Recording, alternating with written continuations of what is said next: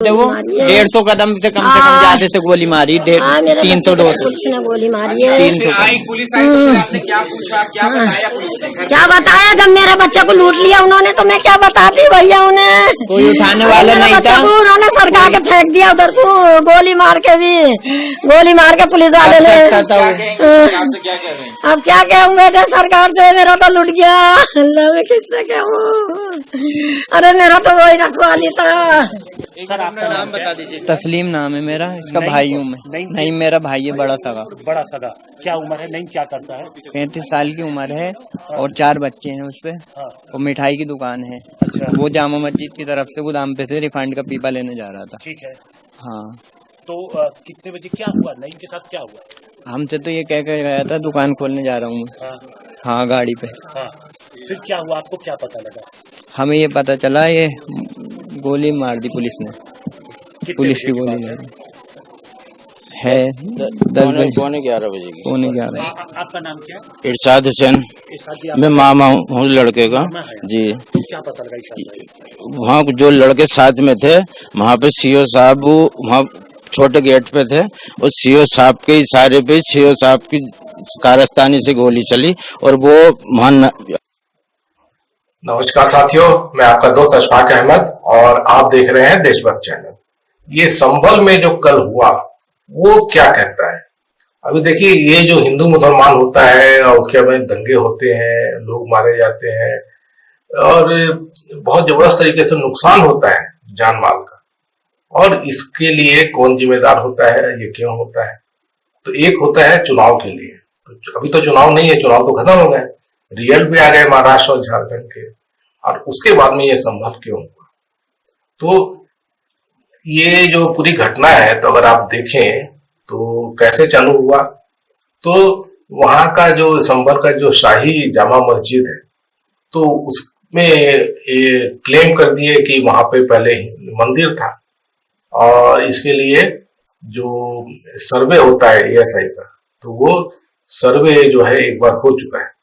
उसके बाद में फिर से जो है वो दूसरे बार भी सर्वे के लिए एप्लीकेशन किए और तुरंत 2 घंटे के अंदर जज ने फैसला भी सुना दिया और 2 घंटे के अंदर वहां पर सर्वे टीम भी पहुंच गई।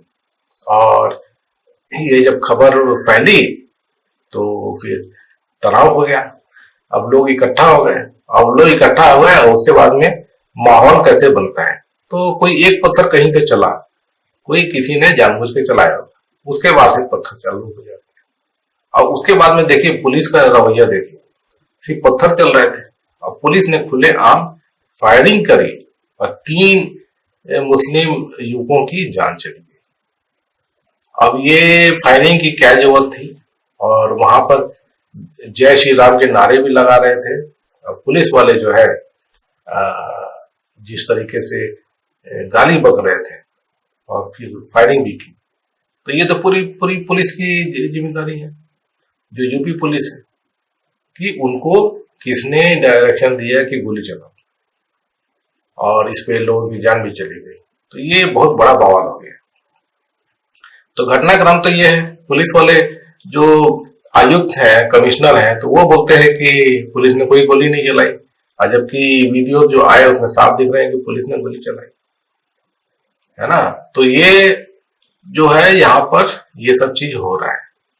अब ये देखिए किस तरीके से चालू हुआ, तो बहुत आसानी से आप समझ सकते हैं कि वहां पर जो पहले तो हमारा जो प्लेसेस ऑफ वर्शिप एक्ट जो है 1993, तो उसमें ये है कि 1947 में जो जगह पर जिस धर्म का जो भी स्थान है वो बदला नहीं जाएगा, भले ही आप वहां पे कोई भी पुराने कोई वजूद जो सबूत पाए जाए कि वहां कुछ और था, तो वो नहीं, वो सब अमान्य है। क्योंकि अगर आप इस तरह से हर चीज खोदने लगेंगे तो उसमें तो फिर बहुत सारी चीजें बाहर निकल के आएंगी।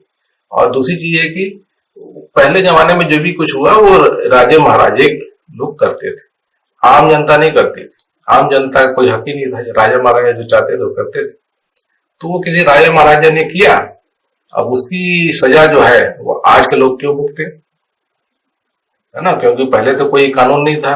अभी आज जो हमारे देश में आजादी के बाद में संविधान मिला है, जो कायदा कानून है मिला है, तो उसके हिसाब से देश चलेगा ना। तो ये जो प्लेसेस ऑफ वर्शिप एक्ट जो लगा हुआ बना हुआ है, तो उसी के लिए बना हुआ है कि ये जो कुछ शरारती तत्व अपने फायदे के लिए ऐसे कहीं पे भी कुछ भी हंगामा खड़ा करेंगे, विवाद खड़ा करेंगे, अपना फायदा उठाएंगे और उससे जो है वो जो देश में तनाव पैदा होगा, देश में की बर्बादी होगी। कुछ लोग जो खास करके माइनॉरिटीज टारगेट किया जाएंगे, तो इस तरीके की बातें होती, तो ये नहीं होना चाहिए और ये बहुत अच्छा कानून बना हुआ है। तो अब क्यों ये हो रहा है? तो ये देखिए क्या होता है कि सुप्रीम कोर्ट में ही गड़बड़ हुआ। जब 2 साल पहले जो ज्ञान वापी वाला मामला चल रहा था, तो सुप्रीम कोर्ट तक अर्जी गई थी कि इस सर्वे नहीं होना चाहिए, क्योंकि प्लेसेस ऑफ वर्शिप एक्ट के तहत में जो भी जहां पर मस्जिद है तो मस्जिद होनी चाहिए, मंदिर है तो मंदिर होना चाहिए। तो वो सुप्रीम कोर्ट ने अलाउ कर दिया कि कहा कि हो सकता है कि इतने सालों में जो वहां पर जो जैसे कि पूजा के स्थल है या कुछ है, उसमें कोई बदलाव आ गया हो, तो ये पता करने के लिए। तो ये क्यों पता करना है भाई? जहां पर जब ये प्लेसेस ऑफ वर्शिप एक्ट लगा हुआ है, तो उसमें क्यों इसमें दखल देना? तो सुप्रीम कोर्ट ने क्यों ऐसा फैसला दिया था? गलत फैसला था, क्यों परमिशन दी थी? तो वहां से ये चालू हुआ। तो इसीलिए अब क्या हो रहा है कि जहां पर भी मतलब कुछ बवाल खड़ा करना है, तो वहां पर जो लोअर कोर्ट होते हैं, तो वहां के जज भी जो है वो मिले हुए होंगे, कोई भी बात होगी इस तरह की या खुद के ही इस तरह का होगा, तो वो परमिशन दे देते हैं कि भाई सर्वे करा लो। सर्वे करना है तो भाई ये जो जैसे झांसी में आग लगी थी हॉस्पिटल में, 10 बच्चे मर गए, वहां पर जाकर सर्वे क्यों नहीं करते हैं? वो जो गोरखपुर में 150 बच्चे मर गए थे 2017 में, वहां पे जाकर सर्वे क्यों नहीं कराते हैं? या फिर और भी जो देश में जैसे जितने भी सरकार के तरफ की वजह से, सरकार की नाकामी या सरकार की लापरवाही या सरकार से की तरफ से जानबूझ के किए गए चीजें, वो सबके सर्वे क्यों नहीं कराते हैं? किसानों का सर्वे क्यों नहीं करा रहे हैं? किसानों की हालत कितनी खराब है। या फिर जो पिछड़े वर्ग है उनकी हालत बहुत खराब है, उसका सर्वे क्यों नहीं कराते? ये पहुंच जाते हैं सिर्फ मंदिर मस्जिद कराने, हिंदू मुसलमान कराने। तो वही चीज यहाँ पे हुई है। तो अब एक तो ये हो गया कि ये चीज वहां पे हुई, लेकिन क्यों हुआ? तो अब देखिए देश में मोदी जी के 10 साल में ऐसे ऐसे काम हुए हैं, कांड हुए हैं कि देश तबाह हो गया है। और फिर यूपी में भी आप देख रहे हैं कि किस तरीके से सब चल रहा था। तो सुप्रीम कोर्ट ने अभी कुछ रोक लगाई है, जैसे बुलडोजर एक्शन पर, लेकिन फिर भी ये तरह की चीजें जैसे हो रही हैं। अब इस पे सुप्रीम कोर्ट ही खुद गलती पर था। ये सर्वे बिल्कुल नहीं होना चाहिए। एक बार जहां पर जो बना हुआ है प्लेसेस ऑफ वर्शिप एक्ट के तहत, कहीं भी कोई सर्वे नहीं होना चाहिए, लेकिन ये हो रहा है। तो अब ये क्यों, मतलब कि इस तरह का क्या होता है कि ध्यान भटकाना है जनता का। अब जैसे कि बेरोजगारी, महंगाई पे जनता सवाल करती है, जनता की हालत बहुत खराब है। महंगाई इतनी ज्यादा है कि ज्यादातर लोगों की का जीना दुश्वार हो गया है। बेरोजगारी का ये आलम है कि युवा जो है उनके पास में रोजगार नहीं है। और इसके अलावा जो दूसरे भी मुद्दे हैं, जैसे कि भ्रष्टाचार के, और जैसे कि अभी महाराष्ट्र में जो चुनाव हुए, तो महाराष्ट्र में इतना जबरदस्त जीत कैसे मिल गई जो महायुति की बीजेपी, शिंदे गुट और अजित पवार को, जबकि यही सब भ्रष्टाचारी है। और इसका जवाब लोकसभा चुनाव के अभी मई में ही मिले थे इसी साल, कि महाराष्ट्र की जनता ने जवाब दे दिया था कि जो मोदी जी ने महाराष्ट्र में जिस तरीके से सरकारें गिराई, इतने भ्रष्टाचार किए, महाराष्ट्र के प्रोजेक्ट जो है सब गुजरात में शिफ्ट करा दिए, और जो बेरोजगारी महंगाई का जो मुद्दा है वो तो था ही। तो अब इस बार जो चुनाव हुए हैं तो अचानक से इतना क्यों वोट पड़ गया? तो एक वजह दिखती है कि जैसे ही चुनाव खत्म हुआ उसके दूसरे ही दिन अडानी का मुद्दा उछल गया था कि अडानी को अरेस्ट वारंट जारी हुआ अमेरिका से। कैसे जारी हुआ कि अडानी ने अमेरिका से पैसे उठाए और उसकी वहां पे बताया कि हम इंडिया में इन्वेस्ट करने वाले हैं, वहां बहुत ज्यादा प्रॉफिट होने वाला है, और इंडिया में आके और ये सोलर एनर्जी पैनल के प्रोजेक्ट राज्य सरकारों को बेचने की कोशिश की। तो दर बहुत महंगे दर पे बेच रहे थे बिजली, तो कोई भी राज्य सरकार तैयार नहीं हुई। तो उसके बाद से अडानी ने घूस दिया, तो घूस देके और ये प्रोजेक्ट जो है सैंक्शन कर रहे। तो इसी पर अमेरिका में पाया कि ये घूस दिया हुआ है तो ये बिल्कुल अलाउड नहीं है, गैर कानूनी है, और यही वजह है क्योंकि अमेरिका के लोगों के पैसे लगे हुए हैं, अमेरिका के लोगों के पैसे उससे घूस दिया गया, ये वजह है, और उसी वजह से वो अरेस्ट वारंट जारी हुआ। तो ये बहुत बड़ा मुद्दा उछला हुआ है। उसके बाद में केन्या में भी अडानी का जो है बहुत प्रोजेक्ट वहां पे थे, तो वहां पे भी भ्रष्टाचार के आरोप लगे थे और जो प्रोजेक्ट है निरस्त किया गया। वहां पे $2 बिलियन से ज्यादा बड़ा प्रोजेक्ट। उसी तरीके से बांग्लादेश में भी जांच चल रही है, ऑस्ट्रेलिया में जांच चल रही है, और कई दूसरे देशों में भी अडानी के जो काम काज है उस पर जांच चल रही है। और हमारे देश में जांच क्यों नहीं चल रही? क्योंकि मोदी जी बैठे हुए। तो कितना हल्ला गुल्ला करते हैं हम लोग, जैसे कि राहुल गांधी संसद में सवाल उठाए कि मोदी और अडानी का क्या रिश्ता है। 20,000 करोड़ रुपया अडानी के शेयर में किसके हैं वो पैसे।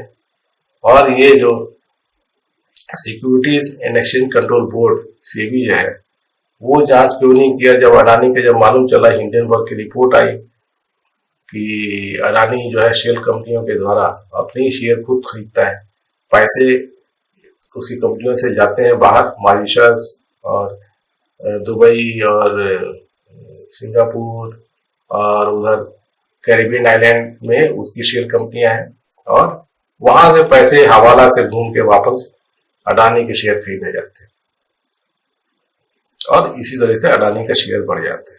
तो जो शेयर 300 रुपए का होना चाहिए वो 4,000 रुपए का बिक रहा है। क्यों? ये तो धांधली था। तो सेबी क्यों नहीं एक्शन लिया, है ना? तो ये सब चीजें सब चल ही रही हैं। और अडानी के जो और घोटाले हैं, मतलब जहां जहां भी अडानी के काम है हर जगह घोटाले हैं।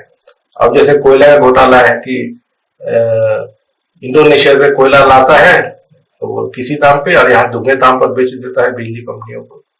उसके बाद में जो बिजली का रेट है तो वो हर जगह बढ़ा बढ़ा के अडानी जो है वो उसमें घपले करता है।